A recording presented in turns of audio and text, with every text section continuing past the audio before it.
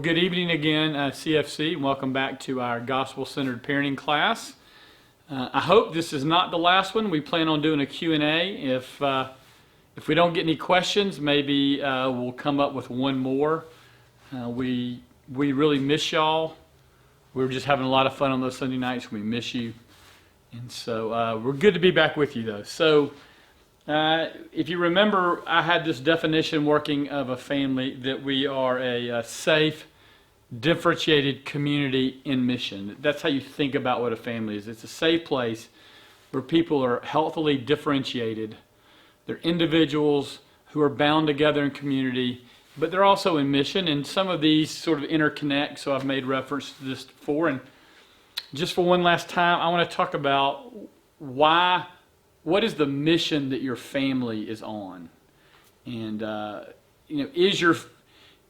why does your family exist? If your family exists simply to raise children, to create other wealthy people, or to create other this, I'd like to sort of call on you to think a little bit more deeply about your family. Because what should be happening in child raising is we should be raising children up in order to leave our home. For this reason, a man will leave his father and mother and cleave to his wife, and the two become one flesh. That there's an intentional leaving and cleaving. Now, not everybody gets married, but there's a leaving unto mission. And unless a mom and dad and a family really think and practice mission, the children, as they grow up, will never think and practice what mission is. And so the mission of your family is not simply to raise children. The mission of your family is not simply to get them into college, but the mission of your family, I think, is more fundamental than that. And here's the three ideas I want to toss your way tonight as we think about this. First, the mission of a family is to support and love one another. Secondly, the mission of your family is to help your children practically love and serve God. To help your children practically love and serve God. And finally, the mission of your family is to send your children out to love God and to love their neighbor. So if we really are saying, hey, we're Christians, we want our children to grow up and to follow Christ, that means they will love God and they'll love their neighbor. This is the fulfillment of the law. So as I think about this last one on your children being in, your family being a place where we create mission, I want us to see how that mission is to help them understand how to love and serve God and help them how to learn how to serve their neighbor.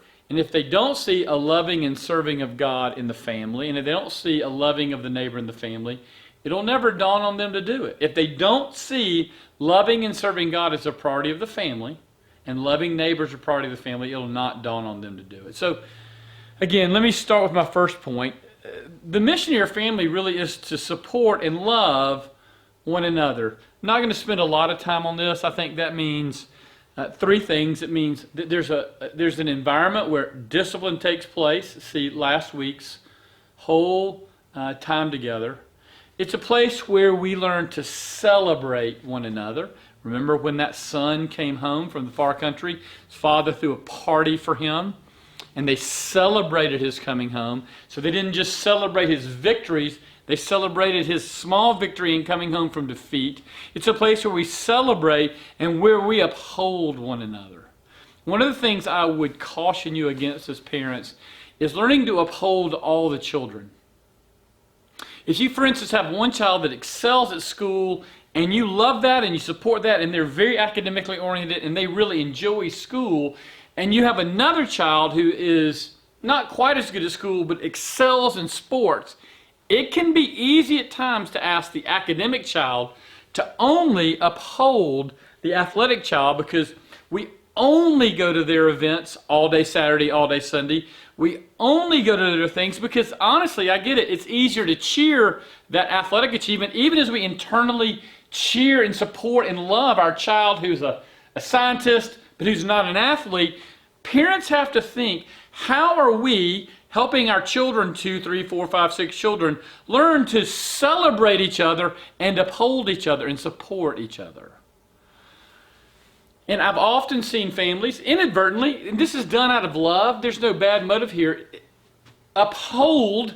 really uphold one child in what they're doing and not realizing they're not doing that in the other child. Again, I mean, it's hard because you're academically oriented child who's loving it and killing it, who's a reader, who just excels. Like, they may not be on the debate team. There's only one awards day, whereas a soccer player plays 22 soccer games a year and then has a travel team. But learning to celebrate and uphold all your children and teaching them to celebrate and uphold one another is a big deal. And if you're listening, and you are, you realize that means that all children have to make choices. They can't all do everything. They can't all be scattered. Look, those of you, we had 3 kids. We had a bunch of friends who had 3, 4 kids.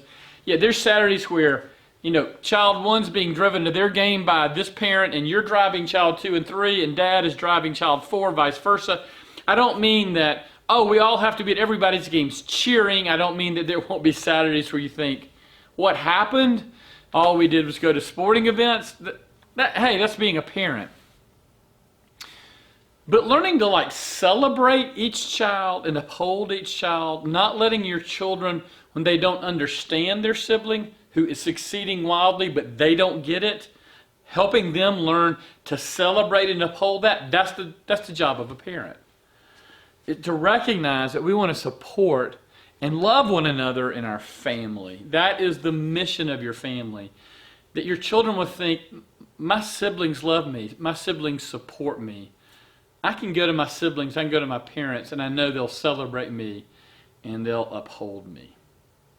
But the second thing, and this is sort of maybe the harder thing for parents, and let me say up front, you can't just make this happen, but the mission of your family is to help you and your children practically love and serve God. To love God. To see your relationship with the Father through His Son Jesus Christ as a priority for both the parents and a hope for the children. You cannot make your children Christians. Because your children are born into a Christian home. The scriptures say they're part of a covenant family. They're to be esteemed as Christians. But we'll only know when they grow up who they're really following. But part of your job as a parent is to help them love and serve God.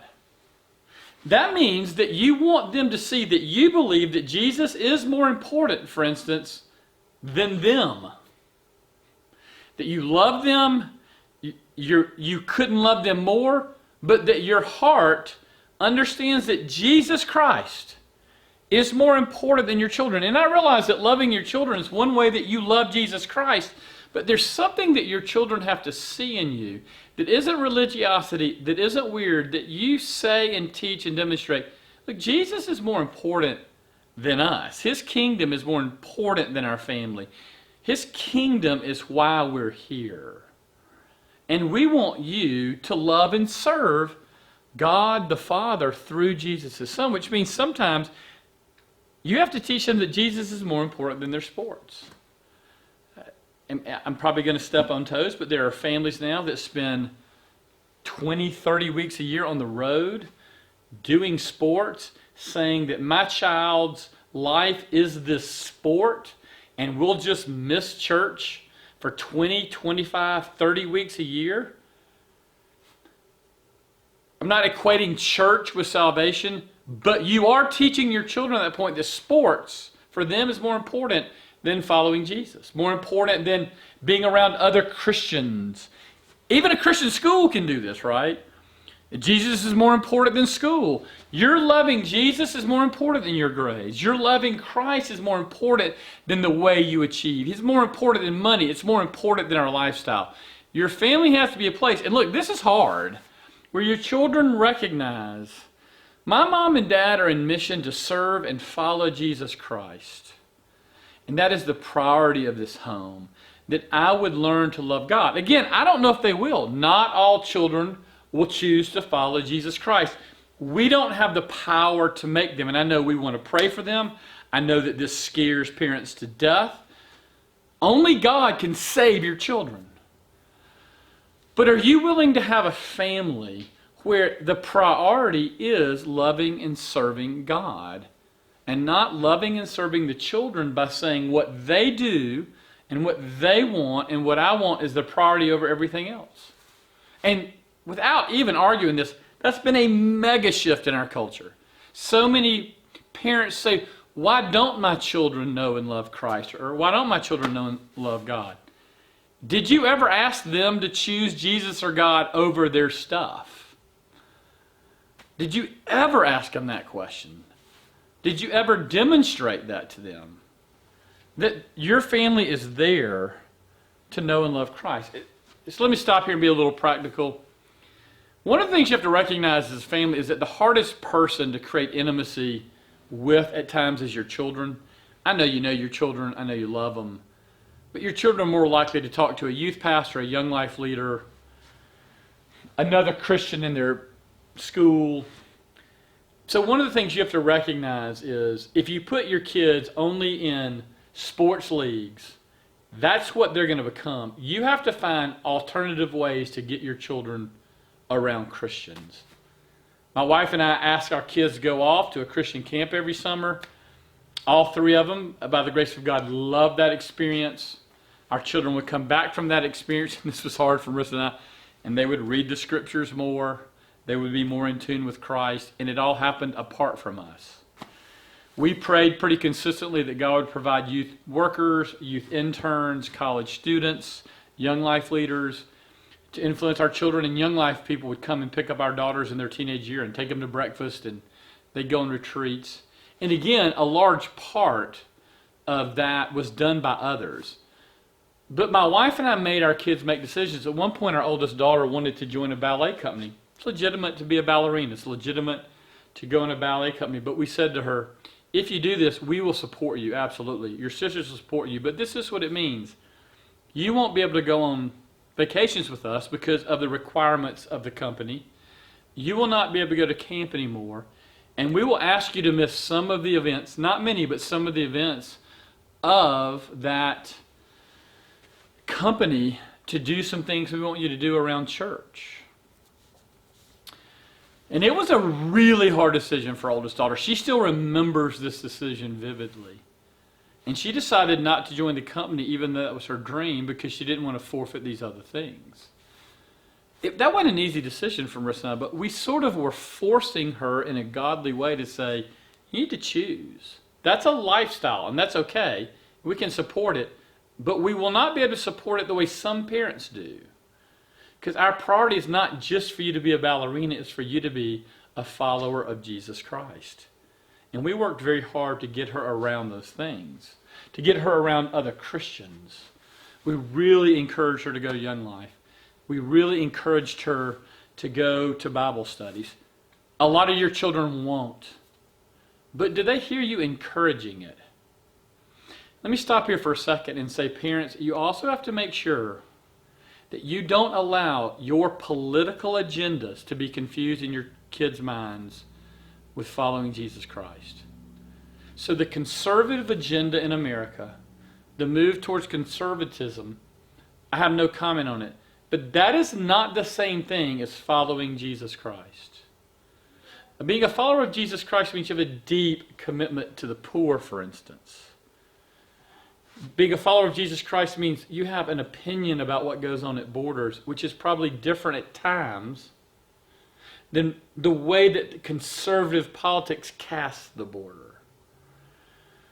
Being a Christian doesn't mean that everybody thinks exactly the same way about politics. And many of us have lost our children because what we've said to them is, if you follow Jesus, you must support this president in this way. And I don't mean this president currently, whatever president it is. And our children are like, no, I don't think that's just. It's really hard. But be careful that you're inviting them to follow Jesus and to love Jesus and not your politics, which will be confusing to them. Very confusing to them. But are you inviting your kids to know and love God through His Son, Jesus Christ? And finally, you want to raise your children to love their neighbor. You want to put your kids in a place where you're asking them to think about their neighbor. So some ways that we did that, my wife and I were involved with a shelter in Knoxville where people lived. We're also involved with a place with men who had AIDS and another disease and they were really disabled. We would make them food at the holidays, Easter, Thanksgiving, in the summer. We would take our children. It was a safe environment. But we wanted our children to ask questions like, how did they end up here? We would want them to go serve food at Thanksgiving. And we still had family activities. We asked our children, we paid for our children to go on mission trips. But we especially wanted them to see that in our town of Knoxville, that would be here in Tucson, there were people that were very different than them. One of the ways Christian leaders will tell you that you develop leadership is you put people in a very different environment and you help them think about the gospel. So your children often don't know why the gospel is important until you put them in a place where there's extreme poverty or where there's extreme abuse, not them being abused, where they see, wait, there's something wrong with the world. There often doesn't feel like there's something wrong with the world. So putting them in mission locally, putting them in mission internationally, taking them to love the poor, to serve the poor, to pass out coats is vital to you saying, your mom and dad think loving their neighbor is important. Carrying a dish down to the family that just had a baby, welcoming the new people to move in, saying, kids, you're going to walk with me, is teaching them to love their neighbor. When we moved in our house here, our next door neighbors brought themselves and their two kids and said, hey, we want to welcome you. And I thought, they're teaching their kids to love their neighbors. I have no idea if they're Christians. Are you teaching your kids to love their neighbors or to love their sports coaches? Loving your teammates is natural. Loving impoverished people, loving different people is not natural. I would really encourage you as a family to take one of your vacations every couple of years, go on a mission trip. Tons of opportunity to go see and serve and sit in that. It can be a blast. It'll be hard work and your children will love it. Tons of opportunities. And I think you ought to find a place locally that you and your family go once a month, at least once every other month, and serve. You might just pass out food. That may be all to impoverished people. You might go hear about how the local Right to Life clinic works. Meet the staff, see what they do. If you don't put your children in front of their neighbor, they'll think their neighbor is just their friend, and it'll never occur to them why the gospel is important. Your family being in mission is vital for your children's growth in the gospel. If you want to see your kids embrace Christ, put them in mission. Teach them to support and love one another by celebrating and upholding one another equally. Teach them to love God and teach them to love their neighbor. Hope you guys will send some questions into us at askus@cfcpca.org. And if you have an idea, hey, John, Chad, Chris, address these issues. Would love to have them addressed. So hopefully this isn't the last time, but if it is, we'll see you soon. If not, we'll see you next week. Thanks so much for being with us.